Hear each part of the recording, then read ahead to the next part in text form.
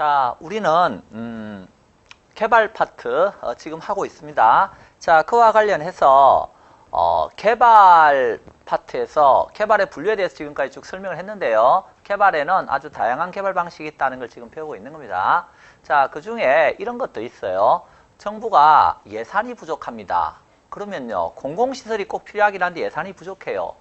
자, 그럼 어떡하죠? 그때 민간에서 이 공공시설을 이제 짓도록 하고 민간에게 일정한 수익을 얻을 수 있는 방법들을 제시를 하는데요. 그것이 민간에서 자금을 조달해서 공공시설을 짓는 민간건설 개발 방식 또는 민간투자 사업 방식이 되겠습니다.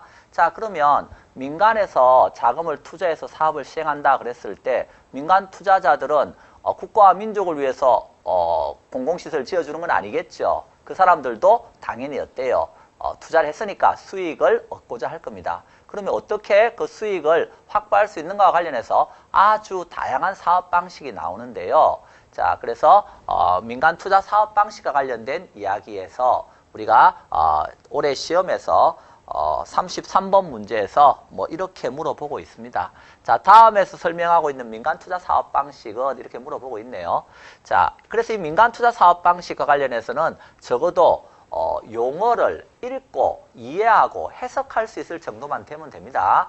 자, 보시면 시설의 준공과 함께 시설의 소유권이 정부 덕에 기속된다 이런 말이 있죠. 민간에서 빌트 지어서 소유권을 정부에게 넘겨준다 이런 것을 기부 체납 이렇게 표현합니다. 즉 소유권이 넘어가는 거니까 트랜스퍼 되는 거죠. 그러면 지어서 소유권을 정부나 이제 지자체에 넘겨준다는 겁니다.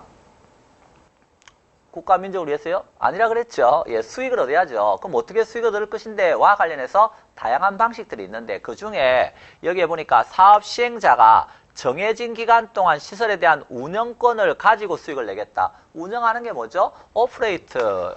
그렇죠? 그래서 도로, 터널 등 시설 이용자로부터 이용료 받아가지고 이제 수익을 얻겠다 하는 겁니다. 자, 이런 민간 투자 사업 방식을 뭐라 그럽니까? 그랬을 때 그냥 용어 그대로 읽으면 돼요. 지어서 국가에게 기부 체납 소유권 넘겨주고 수익은 운영을 통해서 얻겠다. 그래서 수익이 발생하는 이런 터널이라든가 도로 이럴 때 주로 활용되는 것이 BTO 방식이라고 하는 거예요. 그런데 군인 막사라든가 또는 도서관 이런 곳은요.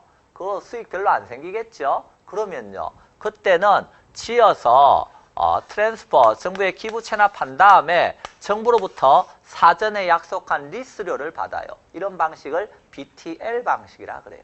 그래서 민간 투자 사업 방식에는 다양한 방식들이 있을 수 있는데 지금 이 표현대로 쭉 읽어보니까 이것은 뭐가 되겠어요? BTO 방식이 되겠네요. 그래서 지어서 소유권 넘겨주고 운영해서 수익 얻겠다. 답은 2번이 되겠습니다. 뭐 이런 문제도 우리가 정규 교재 나오면 다 교재에 포함되어 있고요.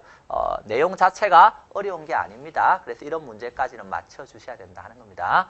자, 그래서 이걸로서 개발에 대한 내용은 정리를 하고요. 어디로 넘어갈 거냐면 감정평가 파트로 넘어갈 겁니다. 감정평가가 매년 6문제 이렇게 출제가 됩니다. 자, 따라서 감정평가 파트도 이제 좀 자세하게 볼 필요는 있죠.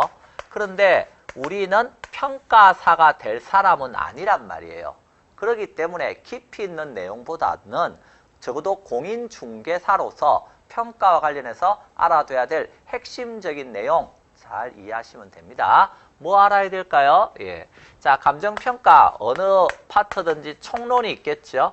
예, 총론에서는 적어도 감정평가가 뭡니까? 라고 물었을 때 감정평가라고 하는 것은 토지 등의 경제적 가치를 판정해서 그 결과를 가액으로 알려주는 것입니다. 예, 이게 감정평가입니다. 자, 토지 등의 경제적 가치를 판정해서 가액, 화폐액으로 알려주는 것이 감정평가다 하는 것이고요. 그러면 평가사가 알려주는 가액은 원칙적으로 무슨 가액입니까? 그랬을 때 시장 가치라고 표현을 합니다. 감정평가에 관한 규칙에서 과거에는 이것을 정상 가격이다라고 표현을 했습니다. 그런데 지금은 시장 가치 이런 식으로 표현합니다. 자, 그래서 거기 감정평가의에 보시면 셋째 줄에 그런 말 써놨죠? 감정평가란 토지 등의 경제적 가치를 판정해서 그 결과를 가액으로 알려주는 겁니다. 이렇게. 그러면 시장 가치가 뭡니까? 그랬을 때 그 시장 가치라고 하는 것은 통상적인 시장에서 충분한 기간 동안 거래를 위해서 공개돼 있고 그 대상 물건의 내용에 대해서 정통한 당사자가 신중하고 자발적인 거래를 했을 때 성립될 가능성이 가장 높다고 인정되는 대상 물건의 가액이다. 이렇게 나가요. 여러분은 그걸 외울 필요가 없겠죠. 그냥 뭐라고 생각하시면 돼요? 정상적 가격이다. 그리고 감정평가에 관한 규칙에서는 평가사는 원칙적으로 무슨 가치를 알려주는 거다? 시장 가치를 알려주는 게 원칙이다 하는 것 정도는 이해하시면 되겠습니다. 그래서 시장 가치를 기준해서 기준 가치가 나오는 겁니다. 자, 그래서 요거 알려주는 거다, 평가사는. 자, 그리고 총론에서 이제 또 시험이 나온다면 감정평가를 뭐 해주세요? 한번 분류해 주실래요? 이렇게. 평가는 아주 다양하게 분류가 될 수 있습니다. 자, 그래서 우리 책에 보면 95페이지에 주체가 누군가, 평가는 주체가 누군가와 관련해서 행정기관에서 평가한다. 그런 것을 공적 평가라 그러는 거예요. 행정기관에서 하는 거니까. 근데 행정기관에서 하는 것이 아니고 공인된 자격을 가진 개인이 평가한다. 그런 것을 공인평가라 그래요. 그래서 평가 분류도 적어도 읽고 의미가 통할 수 있으면 된다 하는 겁니다. 자, 그 다음에 거기 보면 필수적 평가와 임의적 평가 이런 말도 나옵니다. 반드시 해야 되면 필수적 평가죠. 해도 되고 안 해도 되면 임의적 평가입니다. 반드시 해야 되는 경우 세금을 부과한다든지 또는 토지를 수용한다든지 그럴 때는 반드시 해야 돼요. 그런 게 필수적 평가예요. 그런데 내가 토지를 판다 그러면요. 매매할 때 반드시 평가해야 되는 건 아니죠. 할 수도 있고 안 할 수도 있는 겁니다. 그런 것이 임의적 평가가 되겠습니다. 그래서 경매할 때는 반드시 평가해야 됩니까? 예, 경매하게 할 때는 이제 최저 매각 가격이 나와야 되거든요. 그러기 위해서 반드시 평가를 거쳐야 됩니다. 따라서 경매평가 이런 것은 뭐다? 필수적 평가가 되겠습니다. 자, 그 다음에 공익을 위해 평가하면 공익평가고 사익을 위해 평가하면 사익평가입니다. 법에 정한 대로 평가하면 법정평가라고 쓰는 거예요. 예, 가볍게 읽어보시고요. 그 다음에 거기 96페이지에 가면 한 사람이 평가하면 단독평가입니다. 여러 사람이 함께 평가하면요. 공동평가입니다. 다른 말로 합의제 평가입니다. 합의제 평가를 하려면 합의 과정을 거쳐야 되니까 신속성은 떨어질 수 있죠. 대신에 객관적 타당성은 그만큼 높겠죠. 예, 합의 과정을 거쳤으니까.